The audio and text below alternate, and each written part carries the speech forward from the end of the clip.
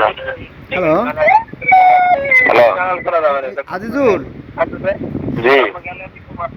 আমি যে লাবণীর মামা ভাই। না। হ্যাঁ হ্যালো, কি সমস্যা হয়েছে বলো তো? হ্যালো, জি বলেন। ওই যে মার্জিয়ার কি অবস্থা? ও তো মারা গেছে। ওর স্বামী কই? ওর স্বামী কোথায়? হ্যাঁ, ওর স্বামী কই, আছে না পালাইছে? ওই হাসপাতালে লাশ থিয়া ওরা আসে নাই, কেউ পলাইছিল, অন্য পলাতো। কিভাবে মারা গেল কিভাবে? ওরা মারে ফেলছে মনে হয়। না মনে হয় তুমি দেখছো না, লাশ দেখছো না? দেখছি তো। ওই কি করছে, কেমনে কি করছে তোর জানি না। হ্যাঁ। আমি তো ঢাকায় ছিলাম, আমি সংবাদ শুনছি যে মারা গেছে। পরে গোপালগঞ্জ যে দেখি কি লাশ রয়েছে, পরে ওখানটায় নিয়ে মাটি দিয়েছে। ওদের ফ্যামিলি কেউ আসে নাই, ওরা কেউ আসে নাই। অনেক আগের থেকেই তো ঝগড়াঝাটি চলছিল, তারপরে তোমাদের বাড়িতে আসলো, তারপরে যে এই সেলাই মেশিন নাকি চালাতো, এরকম তো আমি শুনছিলাম নাকি? এই তো সেই বোন না? না না না না, ও তো বড় জন। আরে এই যে মারা গেছে এই হচ্ছে সেজে বোন। ওরে দুই কপাল রে। ছেলে আছে। এর এর সাথে তো কোনো সমস্যা নেই। এর স্বামীর নাম কি? ফাইজুল। সাইদুল, বাড়ি কোথায়? ওই যে টঙ্গিপাড়া, ও সিঙ্গিপাড়া। সাইদুলের বাড়ি টুঙ্গিপাড়া। ও কি করতো, স্বামী কি করতো? ওই এমনি ব্যবসা বাণিজ্য করতো, জানা ব্যবসা বাণিজ্য করতো, এমনি ব্যাংক দাঁড়াইতো। ব্যানও চালাইতো নাকি? কি করতে, বিয়ে হয়েছে 7 বছর, বিয়ে 7 বছর ভিতরে আমার সাথে কোনো কথা নাই, ভালো কোনো বন্ডিং নেই। কথা। আরে কপাল রে। ওই লাশ কি দাফন খামন হয়ে গেছে? জি জি, মানে গতকালকে আসর একটু আগে। ওর স্বামী আসে নাই? ওদের ফ্যামিলি আসে। সাইদুলের বাড়ি হলো টুঙ্গিপাড়া। গ্রামের নাম কি? গ্রামের নাম হচ্ছে দক্ষিণ বাঁশড়িয়া। দক্ষিণ বাঁশুড়িয়া না? হ্যাঁ। আরে কপাল, এগুলো খুব খারাপ লাগে রে ভাই। এই তাজা প্রাণ এগুলো খুব খারাপ লাগে, বুঝছো? 8টা বাজে কথা হয়েছে ওর সাথে, আমার রাত্রে আর খবর শুনে কি 12টা বাজে এই অবস্থায়।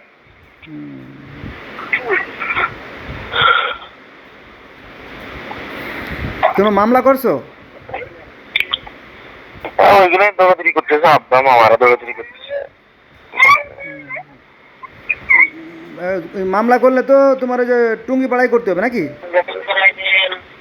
আর টুঙ্গিপাড়া করে ওখান থেকে ট্রান্সফার করলে মূল্য হচ্ছে না, সমস্যা নেই। সব কিছু হয়ে যাবে, আব্বাকে এসে দেখি কি করে। ও মার্জিয়ার ছেলে মেয়ে কয়জন? দুটো ছেলে শুধু। আরে কপাল রে।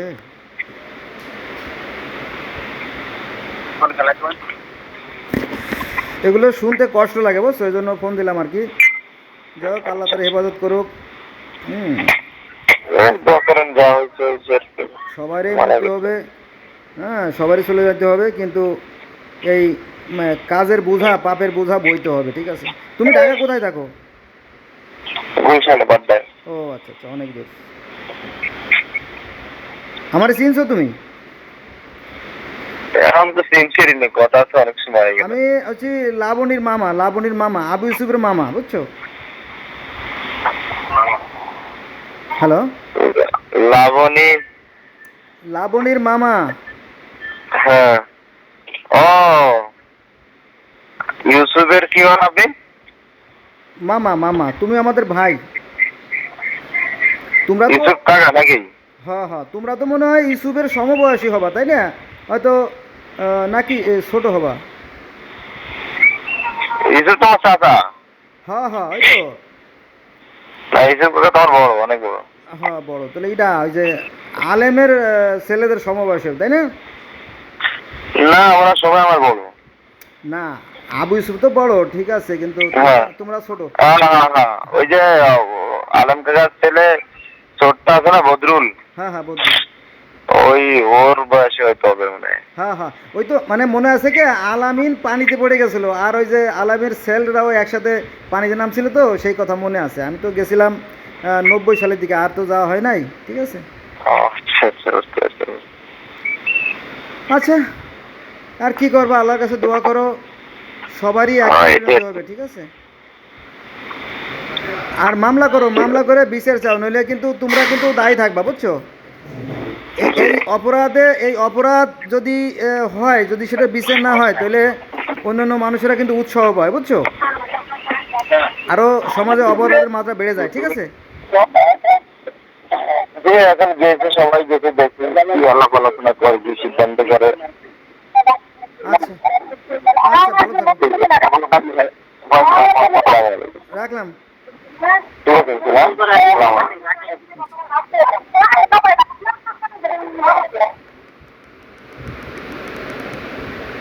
বন্ধুরা, এই যে মার্জিয়া, এই মার্জিয়াকে হত্যা করে ফেলানো হয়েছে, মানে মেরে ফেলাইছে, মেরে তারপরে তার স্বামী এবং অন্য লোকজন হাসপাতালে লাশ ফেলাইয়ে পালাইছে, এখনও পালানো অবস্থা আছে।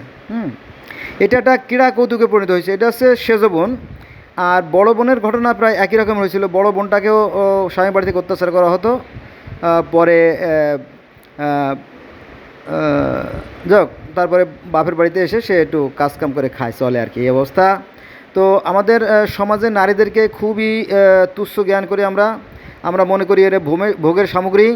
হ্যাঁ, নারী মানে কি পশু, পশুদের মতো আর কি। হ্যাঁ, আমরা নারীদের সাথে অনেকটা সেরকমতে আচরণ করি, কারণ নারীদেরকে শিক্ষা আমরা দেই না, ফলে সেটাকে আমরা মনে করি সমাজে বোঝা, পাপের বোঝা মনে করি। আর এই যৌবনকালটাকে আমরা মনে করি ফাড়া বা বিপদ। আসলে কিন্তু তা না। পৃথিবীটা অনেক সুন্দর ছিল, কিন্তু এই নরখাদক, এই ধর্ম ব্যবসায়ীদের কারণে নারীদেরকে বোঝা মনে হয়, কিন্তু না, আসলে তা না। নারীদেরকে যদি আমরা শিক্ষা দীক্ষা দিতে পারতাম, তাহলে নারীরাও হতে পারতো আমাদের সম্পদ।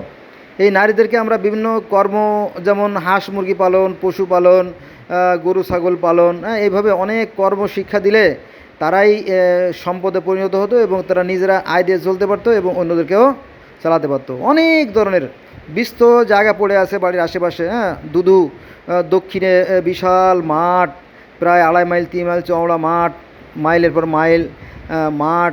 হ্যাঁ, বাগেরহাটের যে মাঠগুলো আছে, আমবাড়িয়া, কুদাইলিয়া, নালুয়া, বড়গুনি, হ্যাঁ, রহমতখালি, শীতলমারি, বিশাল বিশাল দুর্গম বিল।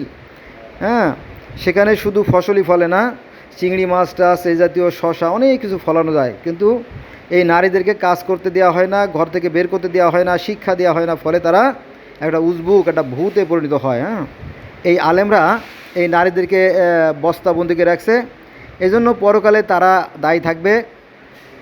হ্যাঁ, তাই আমি অনুরোধ করবো যে আসুন আমরা নারীদেরকে সম্পদে পরিণত করি, নারীদেরকে আমরা মানুষ হিসেবে গড়ে তুলি, হ্যাঁ, বোঝা হিসেবে নয়। এই মার্জিয়া মেয়েটার বয়স বেশি না, ইয়াং লেডি, মাত্র কত, ছোটো বাচ্চার বয়স 2-3 বছর, বড়ো বাচ্চার বয়স বোধ হয় 5-7 বছর, এমনি ছোটো। সেই তাকে অকালে চলে যেতে হবে তাকে। ছবিটা আমি এর মধ্যে দেখাতে পারতেছি না আপনাদের। আল্লাহ আমাদেরকে এই ধরনের বিপদ থেকে হেফাজত করুক। এটা হচ্ছে আপনার নাম তো শুনলেনই, কোন জায়গার ঘটনা, টুঙ্গিপাড়ার ঘটনা।